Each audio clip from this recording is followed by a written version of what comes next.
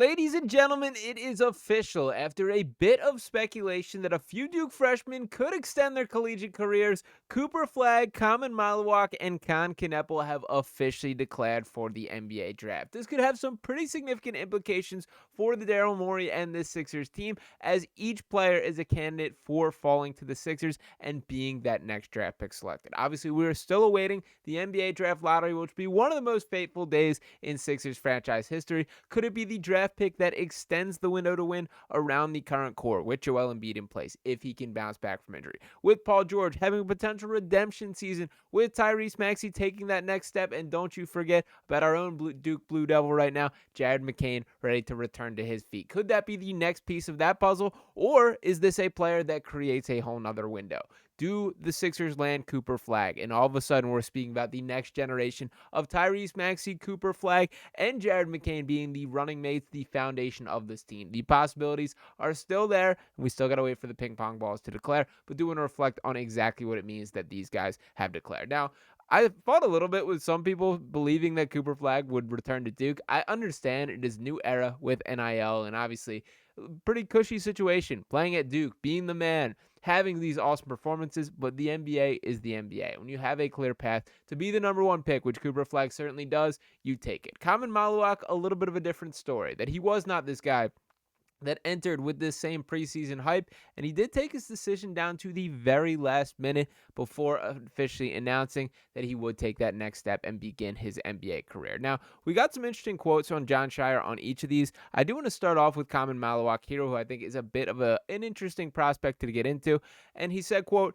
"His best years are by far in front of him," Duke coach Jon Scheyer said in a video posted to social media. "I can't wait to see what he's going to do because he's just scratching the surface. He has an amazing base for who he is as a player, but that skill set is just going to continue to grow." Malauch is an elite rim runner who used his length to finish off lobs for easy scores or to block shots at the center of the defense that ranked among the nation's best in Ken Palm's efficiency metrics. He also showed off an ability to defend on the perimeter with Duke's switching defense. He averaged 8.6 points, 6.6 rebounds, and 1.3 blocks per game while shooting 71.2% from the field, though he also was reliable at the free throw line, 76.6%, which is a big deal there, by the way, and made 4 3-pointers to show his potential for expanded range. Malauch is still developing his skill set, but his 7'5" wingspan and 9'8" standing reach are attractive numbers for potential NBA suitors. And I do once again want to reinforce that 76.6% free throw rate. So often we see big men who struggle at the line and are become sort of a weakness as a result of that. The Hack-a-Shaq, the Hack-a whoever you want to insert here, Dwight Howard, whatever the case, there's been plenty of big men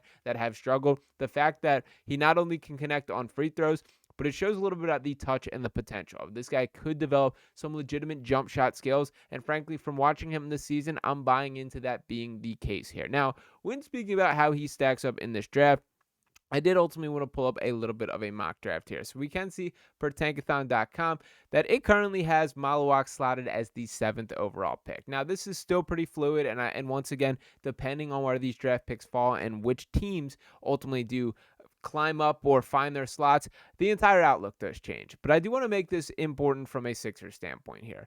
I do have to say, when watching Malauch, there is a little bit of similarities to the young Joel Embiid. And it should be clear that the Joel Embiid we saw at Kansas was vastly different than the Joel Embiid that we've seen at the NBA. That was a raw basketball player who just picked up picked up a ball for the first time at the age of 16. A pretty similar career arc with Malauch. And I've said this a couple times, but he kind of approaches this game in like an inquisitive fashion. He's still figuring things out. Oh, I can do this. If I spin this way, the defender can't stick with me. Oh, I'm bigger than this guy. I can put my shoulder down and just get to the hoop. Now, with that said, there is still the downside of being raw here. That the Houston game in the NCAA tournament does scare me. That Houston, who are known for their intensity, their physicality, that obviously went to the national championship and lost, they held 7'2" Khaman Malauch to 0 rebounds in that game. That is a concern.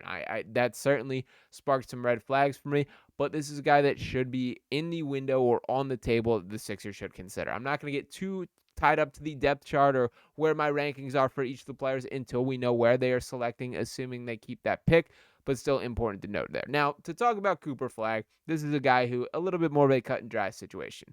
If the Sixers get the first pick, it will be used on Cooper Flagg, and the same can be said about every single team in this draft lottery. But Flagg did officially make his declaration for the draft here, and we did get a couple quotes in response to it.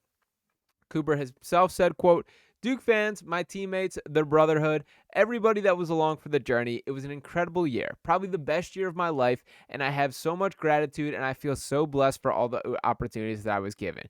Duke has always been a dream for me, but I'm excited to announce that I'll be entering my name into the 2025 NBA Draft. Today is just the beginning, but I have the brotherhood with me for life. Flagg, the former number one prospect in the 2024 high school class, has been considered the prohibitive favorite to be drafted first overall in the 2025 NBA draft since becoming eligible upon reclassifying in August 2023. The 6'9" forward then went on to average 19.2 points, 7.5 rebounds, and 4.2 assists during his lone season at Duke, leading the Blue Devils to a 35-4 record and a Final Four appearance. And Jon Scheyer also voiced his appreciation for Flagg here, saying, quote, really proud of Cooper for the special season that he had this year, Duke coach Jon Scheyer said. I think the accolades speak for itself with what he did, winning every National Player of the Year award, his highlights, his statistics, the way he impacted the game on both ends of the floor, really in every category was off the charts. As good of a freshman season that a guy has had here. But to me, the separator and the joy of coaching Cooper is the person he was every day, the teammate he was. Never about statistics or anything other than creating an environment and helping the team to win. And we won a lot of games and had a lot of success, and a lot of that environment is created from your best player. And Cooper did an incredible job in every facet of our program, on and off the court, with what he's done. Flagg backed up the preseason hype with a strong showing during non-conference play, but he really hit his stride during the ACC competition in January. He averaged 25.4 points, 6.4 rebounds, and 4.9 assists that month, shooting 57.9% of the field and 42.9% from the three-point arc. You don't get much more of a glowing praise and stamp of approval than all of those quotes and all of those stats there. And my impression of Cooper Flagg match exactly that. He's a winning basketball player. I do think he could potentially be a culture changer within an organization, and I kind of think that is something the Sixers could need. Now, this perspective here is out of their hands at this current point. If they get the number one draft pick, they will get Cooper Flagg. If they fall below that, they will not. And even if there's a team that were to make that move, I could see a world where the Oklahoma City Thunder are like, let's throw 6 first-round picks to whatever team gets this, and we make it work. They seemingly have an endless cabinet of draft picks that they could add to. I'm not saying that is the case, but my point being here is the only chance the Sixers have at it is if they get it through the lottery there. They're not going to be able to move up and get it or what that is the case, but I do think landing Cooper Flagg truly would be a transformative day for the Sixers franchise, and we got to keep sending those good vibes out in the uniform that does happen. Now, when thinking about the odds of that actually happening here, it is pretty clear that the Sixers have a direct 10.5% chance at landing that first pick there. And for what it's worth here, went through a little bit of the past data for whether or not the 5th pick will stay. A decent rate that the Sixers did hit at there, that more likely than not it will stay within that top 6 pick. Obviously is completely randomized by those ping pong balls, but their full odds being a 10.5% chance of the 1 pick, a 10.5% chance of the 2 pick, 10.6% chance of the 3 pick, a 10.5% chance at the 4 pick, a 2.2% chance at the 5 pick, 19.6% chance at the 6 pick, 26.7 at 7, 8.7 at 8, and 0.6 at 9. So obviously the stipulations with this Sixers team, if it falls within those first 6 selections, they do retain the pick. If it does not, it is out the window and it belongs to those same Oklahoma City Thunder. So the status of this draft pick is the Sixers have traded already. It was a part of the Al Horford trade, but they do get it back if it falls within those margins there. Now, obviously, nothing you can do at this point. They did a good enough job of tanking, of putting themselves in their best position. And I did want to note once again, to be clear on how the lottery works here, they only are picking for the first 4 selections here. So just those top picks are picked, and then the rest get filled in from there. So that's why the numbers get a little bit wonky and a little bit weird in that, but it should be noted that that's really all that matters. Now, granted, there will be the suspense, the countdown of it ultimately sinking down until that last pick, and hopefully finishing with celebration from a Sixers perspective. But I do think there is a fairly likely chance that we're adding a new Blue Devil to Philadelphia when everything is said and done. I would be very comfortably with any of these guys, and again, we will dig in deeper on this once we do have the draft pick selection. But when looking at those top charts, of course, Cooper Flagg at 1, Khaman at 6, Malauch at 7. I think I'm probably going to end up making the case, certainly with Khan, and I think with Malauch as well, that they each deserve to be a little bit higher than that. Still like Dylan Harper quite a bit, but not as clean of a fit on this Sixers team. I am an Ace Bailey believer, despite there being quite a few skeptics out there. I like VJ Edgecombe, but I do think Knepel is a better player, and I see the vision with Malauch for sure. I'd probably bump both those Duke guys above Trey Johnson and VJ Edgecombe at this current point. But once again, we will not get too deep in the mud until we know where this draft pick stacks up, and let's just keep sending good vibes to the basketball gods that it falls within those top 6 picks.